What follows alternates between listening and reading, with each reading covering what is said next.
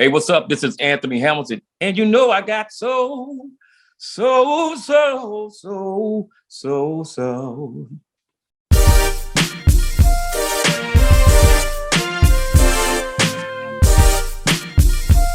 know, 2021 is coming to an end here, man. This has been a huge year for so many accomplishments, achieved so many. I guess as you look back on this year, I guess first thing that comes to mind, like the biggest thing you accomplished that you're most proud of so far.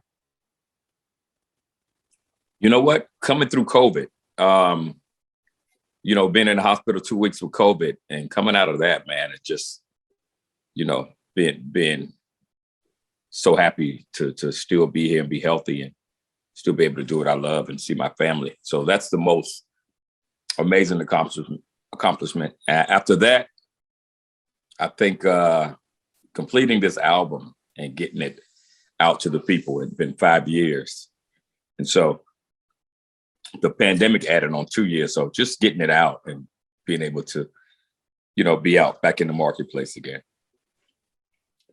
And I'll tell you, Love's the New Black. I'm so proud of you that you did it this time on your own label, My Music. Thank you, man. I had to, sometimes you have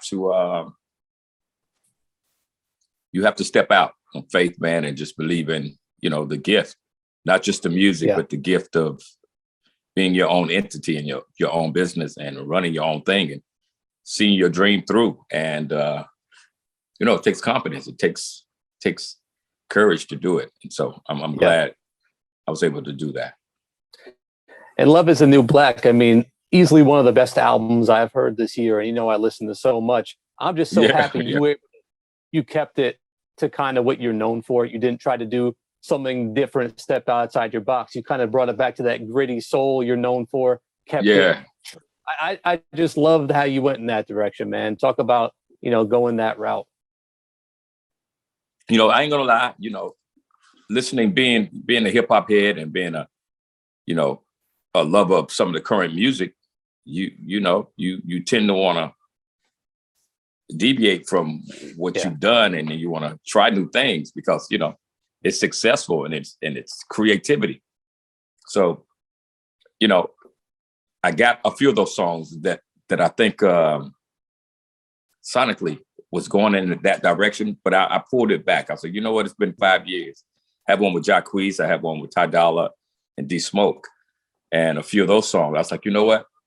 It ain't time yet. Let me reintroduce Anthony Hamilton the proper way, and then we'll start to branch off. But I did put a few like Rick Ross and one with Lil Jon on there that seemed to be kind of cutting the cloth a little different. But yeah, just being with the right producers who knew how to make it feel new, but still make it feel old, like Ninth Wonder, like Bink, Kelvin Wooten, all those amazing guys who I work with, JD, Jermaine Dupri, and Manny Seal. So just being in the right company with people who know who I am musically to encourage me, like, yeah, man, you got your own lane. Ain't no need to go on over there. It's crowded. Yeah. Just stay right here where you're at. Yeah. So I'm glad I listened. No, I'll be honest. When I saw the track list, I said, "Oh no, we got Rick Ross on here. We got Lil Jon. We might have lost Anthony Hamilton, but no. You actually brought them into your zone, which I could appreciate and respect that you did that. Absolutely, you have to, man. You can play. You can play around a little bit, but it has to be. My thing is, I don't want an album to sound like a mixtape.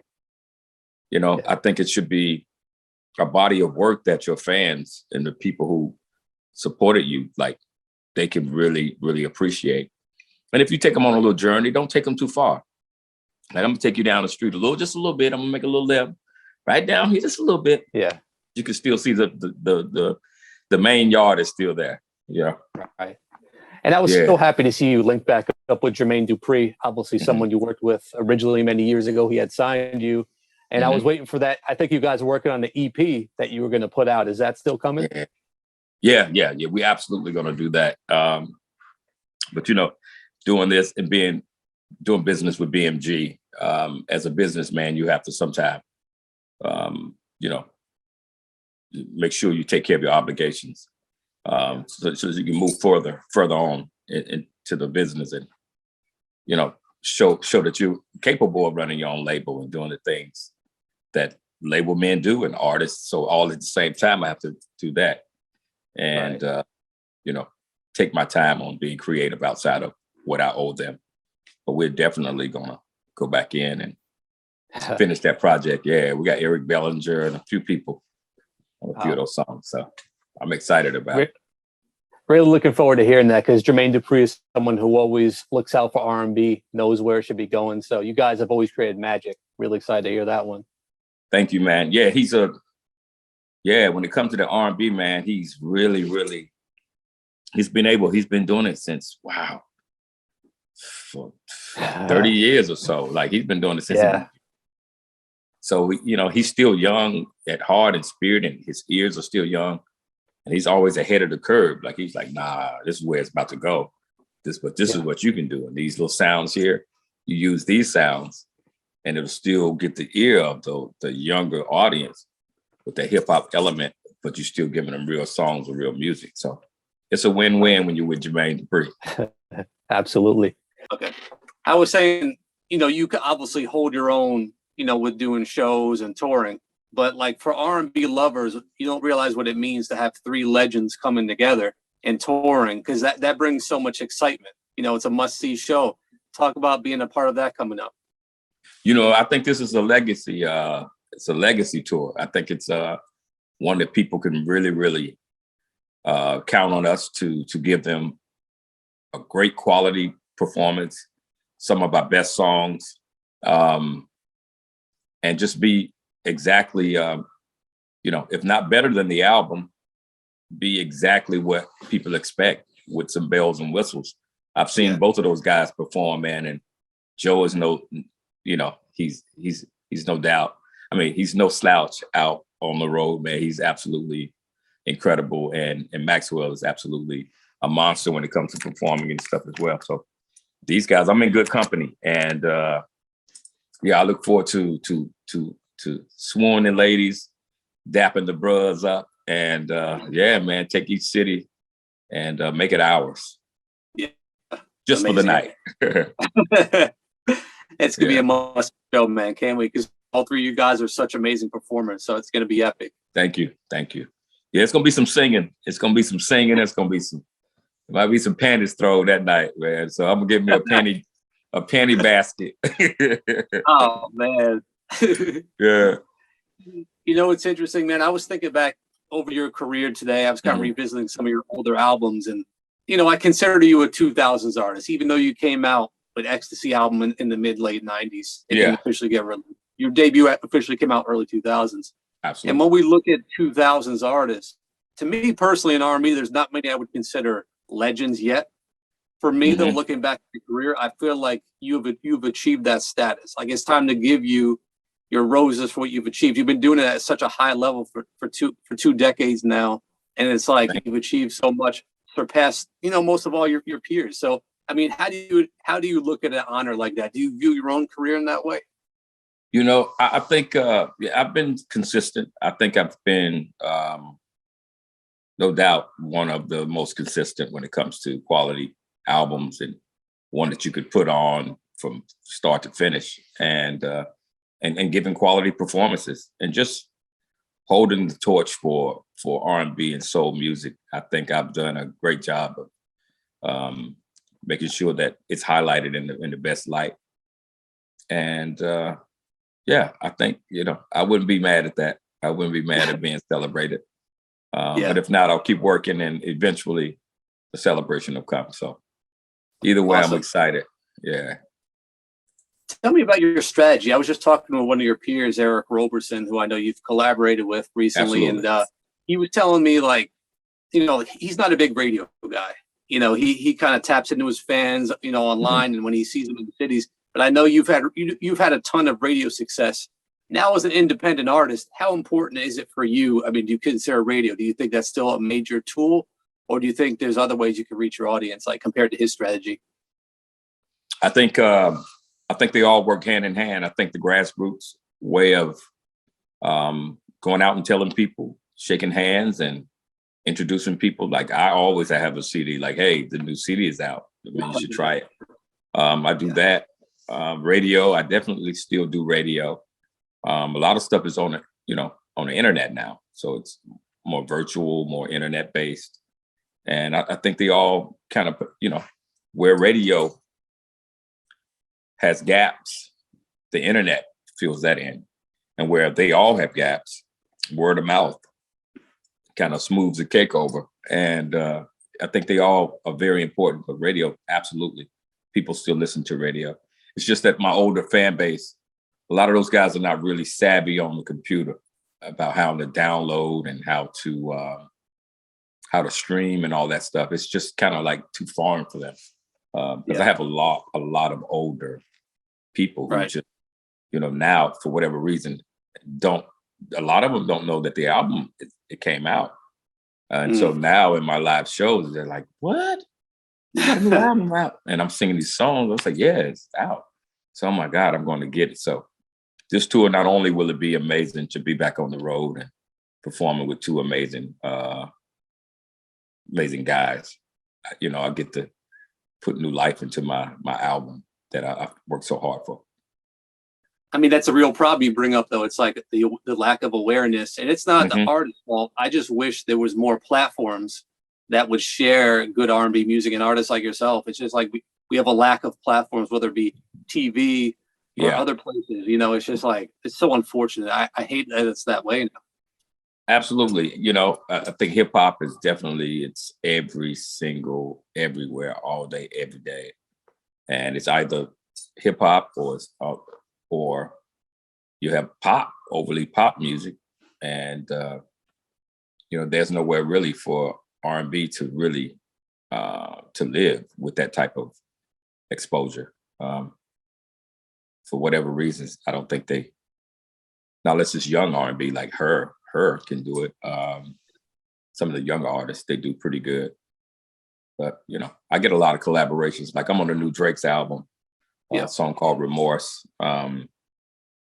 Collaborate with LBQ, Qua. A lot of young rappers. Goldmouth is down with Rallo, Famgoon. So I get all these different looks that kind of keep me out there, keep my exposure relevant. Absolutely. One aspect of your career I love to think about, like, I remember growing up listening to your music, and it's like, man, you made some sad songs, some sad music. It was like I had to be in a certain zone or point in my day to even approach it. And it's like, but what I respected is that you weren't afraid to touch on that vulnerability and go to those places that many R&B artists weren't willing to go and show that side. I mean, especially with coming out the box with Charlene or Cant Let Go. I mean, just showing that vulnerable side. Talk about coming out and not being afraid to show that. I think there are more men who are that are wanting to be open and vulnerable in the world, and then there are the men that don't wish that they could do it. Because you want to be able to express yourself, and for whatever reason, we shut down. And so I came in to be the voice for those guys. Like, I'm not sitting around sad. I'm having a good time. I'm enjoying life, and I've had some heartbreaks and some stuff that happened. But I'm a really silly guy, so there's always going to be a song like "Cool" or "Sister Big Bones" or "Cool" or "Sister Big Bones" or like "I'm Ready." There's always something on there. Like for every Charlene, that's going to be something that's going to be upbeat. But you just keep a good balance and let men know, like, hey, it's okay. If you can't say it, I'll say it. Yeah. So encourage them to just open up. And, I've changed a lot of relationships. A lot of times it's like, hey, do I want to do another slow, sad song? No, but the most of the world are still suffering. Like even through the pandemic, people were like, they were busting up marriages and relationships, like a lot of it. So it's like, when you're going through that, you need a Band-Aid. You need something like to help. All right, Anthony, where you at? And so you made a fool of me. Which is it's it's about being done wrong, but it gives you the energy to like, you know what, not a damn again. You did it one time, but we're coming up out of this on the better end of things. So yeah. But that's some sexy songs and some good stuff. Absolutely. I mean, you even have a song called Broken Man. I mean, you were taking it to all levels, of hurt and being vulnerable. And I respect it, though. I mean, we weren't getting songs like that from anyone. So, everybody wanted to be okay and super sexy. So, somebody had to speak about something. Somebody got to pour into the real relationships and things that people go through every day. I think there's more, people who are willing to learn from it and hear it out and say, hey, maybe I could have did this a little different in my relationship, or maybe I could have done that, or I shouldn't have done that. And so, to me, for me, it's just almost like Mary J. Blige. Like they had Mary like being sad for a long time, even though she had them hip hop beats. Yeah. They had her like Heartbreak City for a while, but then she was able to do whatever she wanted at a point. I put together a list of what I've considered your 5 saddest songs. I was listening back today, and I want to share with you. So of course we have Charlene. That one is just so somber. It takes you to a place, but it's needed. It's like kind of expressing that vulnerability. But from that same album, go ahead.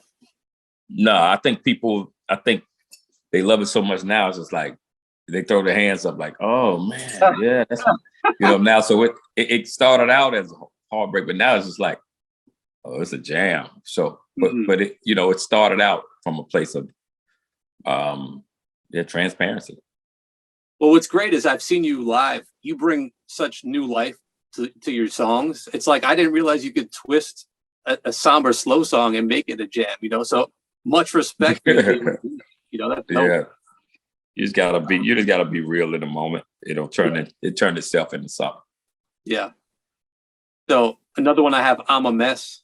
That's another one that's kind of absolutely. That's absolutely that's it. That's up there. That was sung at 3 a.m. So you know what you're gonna get from singing at 3 a.m. I have Never Love Again. You remember that one? Never Love Again. Yeah. It's it is. It's speaking about never loving again. It's like you've lost hope of ever. Yeah. Because men, when they get hurt, like it says, like you never want to try it again. So you end up like, I'll never do this again.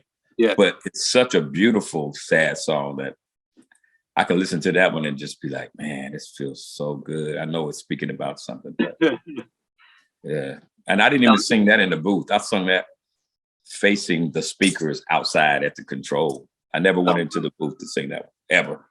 Yeah. Can't Let Go is another one, that was a single. Yeah. It might not be like super sad, but like the subject matter, it's like you're willing to concede so much in a relationship just to make it work. It's like kind of belittling yourself a bit. That's what my takeaway was from it. That one. That's interesting. And then the other one I had was Pray For Me. That one is just like, you just need prayers to get you in the dark. Look, you get so far gone, you just got like only the Lord can save me. Yeah, exactly. So man, you took it to some, Yeah. But I loved I love when you came out with Cool, like after your first few albums, and then Cool was the first single from the next album, and it was like to me it like kind of changed your trajectory and put it your artistry in a different light, and I absolutely loved when you did that. Oh, absolutely. And you have to. You don't want people running off the bridge. You're talking about, he's too deep. Yeah. So, you have to keep a good balance. Then I did Sister Big Bone, speaking about 4-figure women. And, Sucker for You.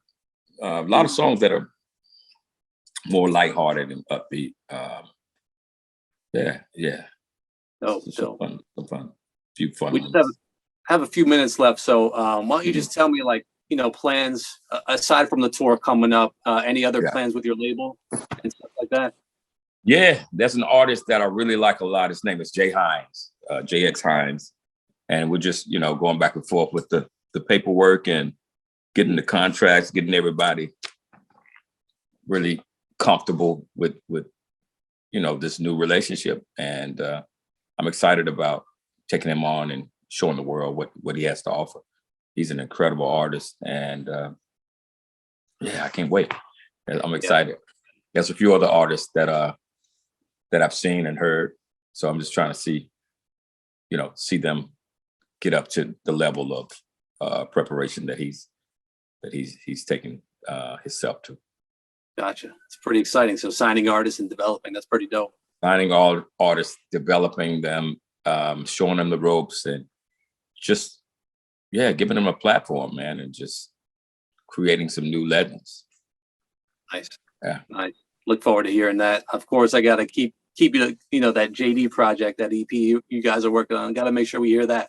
That's gonna be special. Absolutely. That's coming sometime in the top of the year. It may be right after the tour, because we have a lot of it done. So we just have to go in and finish about maybe, I'll say 5 more songs. We'll be 5 solid. We'll be out of there. Yeah. Nice. That's going to be awesome. So looking forward to that. And all right, that's all we got. Anything else you'd like to add? Nah, man, just thank you all, man. And make sure you, follow me on IG, Anthony Hamilton Official, Anthony Hamilton Music on Facebook, and Hamilton Anthony on Twitter. And I only have one account. So if you see another one, don't follow it. Be safe for the holidays. Love yourself. Wake up on purpose every single day. Motivated to be your best you. And man, keep good music alive.